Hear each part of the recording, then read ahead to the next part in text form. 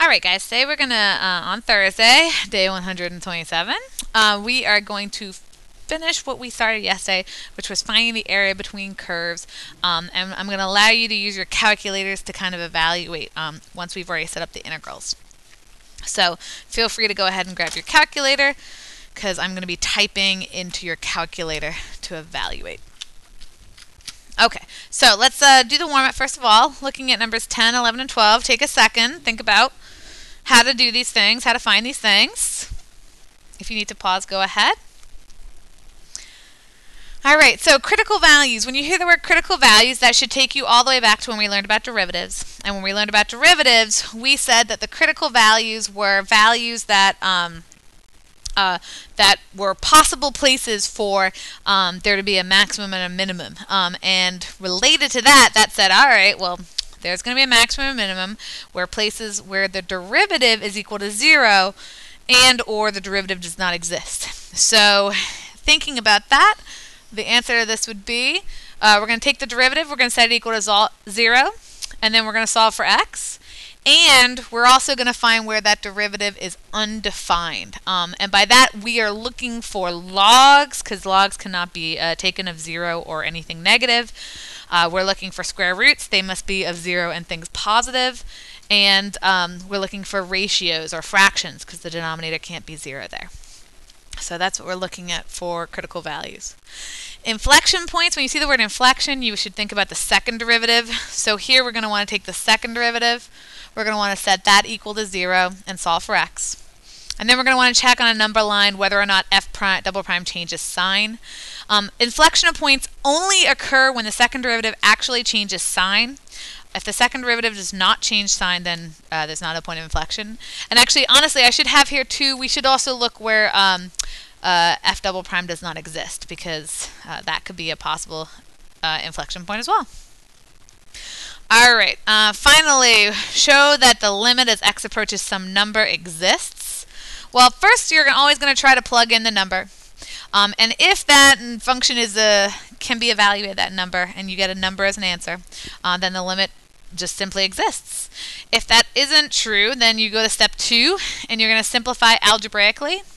And when you simplify algebraically, you're going to then try and plug in a again. And hopefully it will equal a number. One of those two things has to be true for the limit to exist. If we have to move on to step 3, then we're saying that the limit is either infinity or negative infinity, and infinity and negative infinity are non-existent numbers. All right, moving on. So yesterday we talked about area between curves. So you have a worksheet in front of you, and I'm going to do a few of those problems right now to kind of get you guys started. So we want to find the area between the curves x squared and x cubed. I want you to be able to sketch these by hand, okay, because it's really important that you can do that. So basically, if I'm thinking about my regular axes, my x and y axes, x squared is just a parabola opening upwards, and x cubed is, you know, a function that looks something like this. Okay, we get the general gist of that. So, in fact, actually, it will probably look a little bit different than that. Let's just try and put it in here. I'm actually thinking it would look a little bit more like that. And if you notice, it's going to have a little bit of an area between the curves right over here where the numbers are positive. Now, I'm going to want you to be able to check this by hand, by yourself, and find out where they do intersect to find out where this area where they intersect actually occurs. We're going to do that by setting them equal to each other. We have to solve. So I'm going to move them actually both to one side. So I'm going to say 0 is x cubed minus x squared. These both have x squared in common. So I'm going to take out the x squared. It still equals 0. So this gives us the value x equals 0 and x equals positive 1, which tells you between 0 and positive 1, we have, you know, we have a region.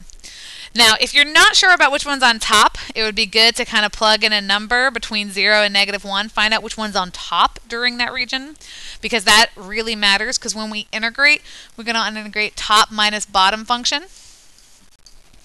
Okay, so just in case you're not actually sure, if I plugged in a number like a half, If I squared a half and compared it to a half cubed, a half cubed is going to be actually a lot smaller. So the squared function, so between 0 and 1, the squared function is actually going to be bigger, which means it's going to be on top. So kind of if we zoomed in, if we kind of imagine what it looked like zoomed in, we would see like this would be the squared function, and this is going to be the cubed function. Right here, x squared on top, x cubed underneath. So I'm going to set up my integral, and we're actually going to integrate it on the calculator. So if you can imagine, we're going to fill the region with all of those rectangular strips. The top curve is going to be x squared. The bottom curve is going to be x cubed. And we're going to integrate that from 0 to 1, because that's where these two curves intersect. dx. It's very important we have this dx, and that these have x values, and that these are x values. The bounds are x values. Okay, for the sake of time, and because I know you have a lot of work to do today, and the video might take longer to get through than I always intend, I'm going to have you type this into your calculator. So we've got N-I-N-T, or F-N-I-N-T, that's math 9. I'm going to type in, it opens a parentheses, and I'm going to type in x squared minus x caret 3. This is exactly what I'm typing in. X squared minus x caret sign 3. Comma x, comma 0, comma 1. All right, and I'm going to type it out, and I'm going to hit enter. I get a decimal. I'm going to check to see if that turns into something, just a plain decimal. Math, enter, enter, and it does. So my decimal that I originally got was 0.0833 going on, but the math, enter, enter tells me this is 1/12. So when I am going to give you a test on this, I am going to need you to be able to set all this up and show me all of the work from scratch, what you're doing to integrate. And so this would be your integral, just like we had here, from 0 to 1 of x squared minus x cubed dx. And my answer, my area, is going to be 1/12. And technically that's some units squared. So that was number 3 on your worksheet. All right, moving on to the next one. Okay, the next one I'm going to do is number 4. So now we've got x minus 3 cubed, and the line y equals x minus 1.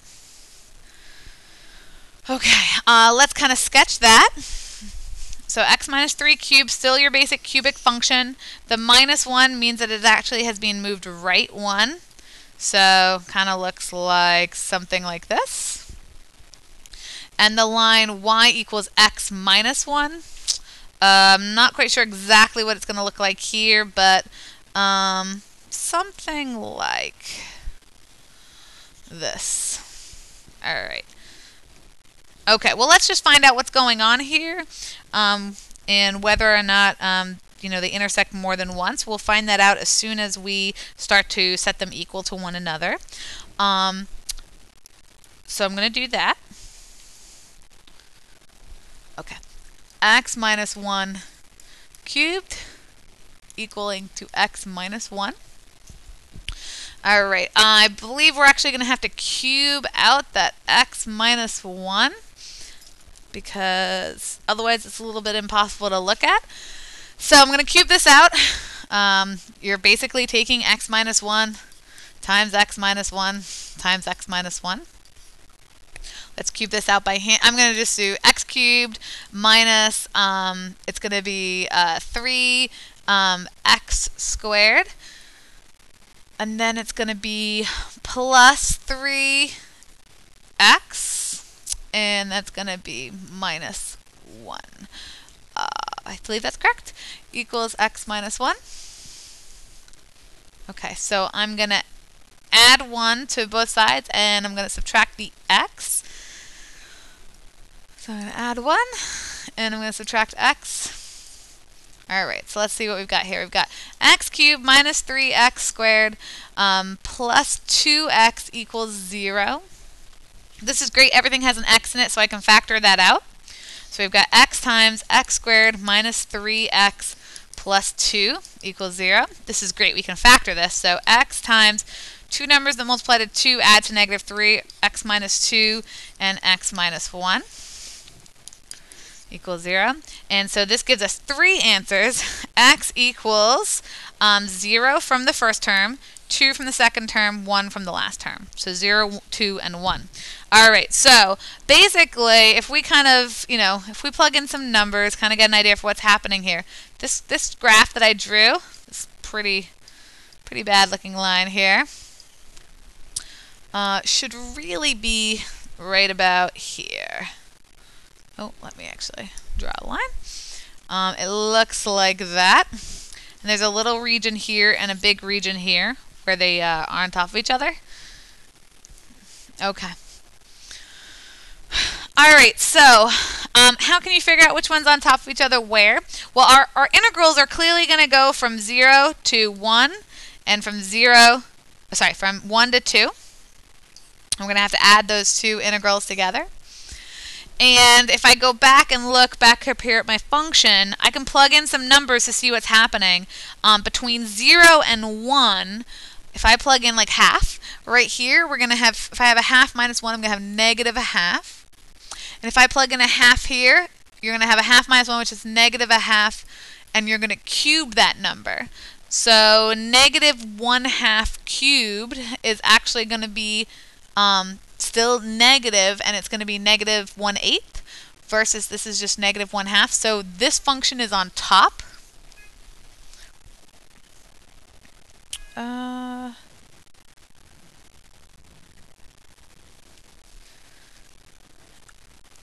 Okay, I'm even going to look at my calculator here. So between 0 and 1, if I look at my table set, if I look at 0.5, I'm going to look at my table really quickly.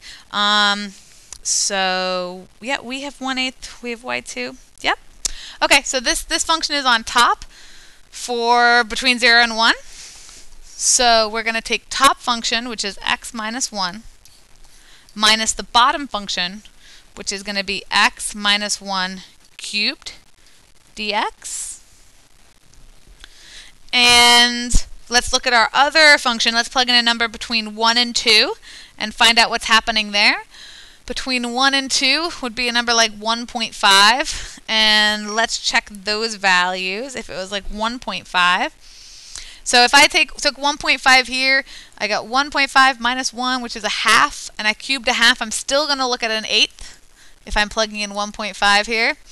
If I plug in 1.5 here, I've got 1.5 minus 1, which is just 0.5. And 0.5 is still bigger than an eighth. So actually, this function right here is going to stay on top again. So it's actually the same equation, 1 minus 1, x minus 1 minus x minus 1 cubed dx. And since nothing changes here, I guess since now that we're looking at the numbers and the top of your rectangular strips is always on this function and the bottom is always on this function, nothing actually crosses, we can just write a whole integral going from 0 to 2 of x minus 1 minus x minus 1 cubed dx. Okay, and we're going to type that into our calculator, just like I had said before. So I'm going to do math 9. Okay, math 9. So we've got in parentheses x minus 1 minus, in another parentheses, x minus 1 caret 3, comma x, comma 0, comma 2. And it's a very small number. It says it's negative 3.9577 times 10 to the negative 15th. And it's not changed that into a fraction for me. So I'm going to write down what it says. 3.9577 times 10 to the negative 15th. If you remember, this times 10 to the negative 15th means you move your decimal place back this way 15 places, which is going to make this so small that this is actually going to become 0. All right. One last problem that I wanted to do with you. something like this, the square root of 3x plus 1, and just because this has 3 different equations.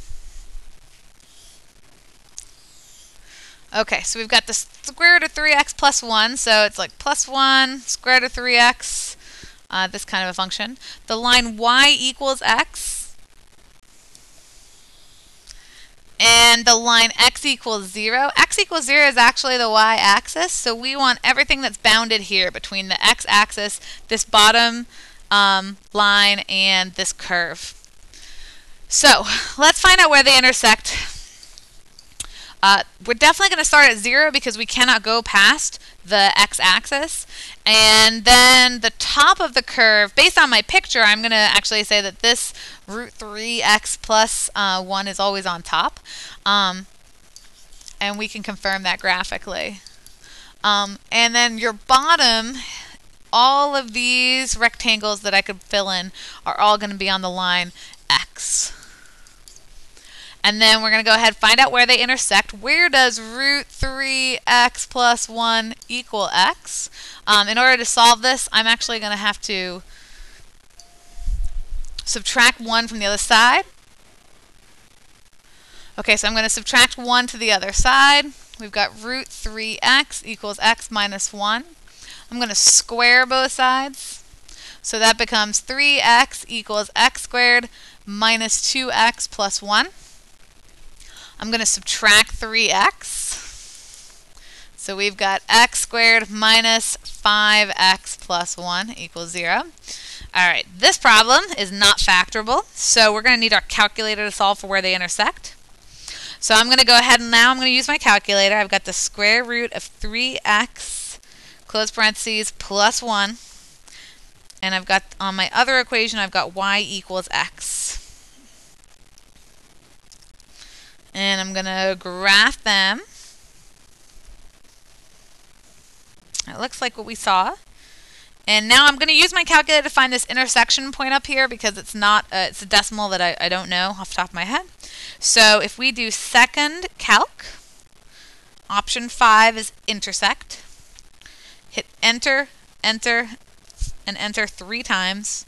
And we get that that x-interception is 4.7912878. Now I'm using all of these decimals they gave me because that's going to make my answer as accurate as possible. 12878. So now when I go ahead and I use my calculator to evaluate this integral that I've set up, I'm going to do my math 9. My top curve is the square root of 3x plus 1 minus x, comma, 0, comma, and then I'm going to type in this whole long number, 4.7912878.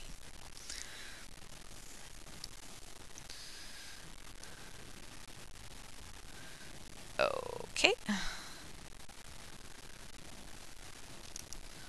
And I get back my answer 5.423, and we only need 3 decimals in our answer. All right, so try the rest of the worksheet for homework, and good luck.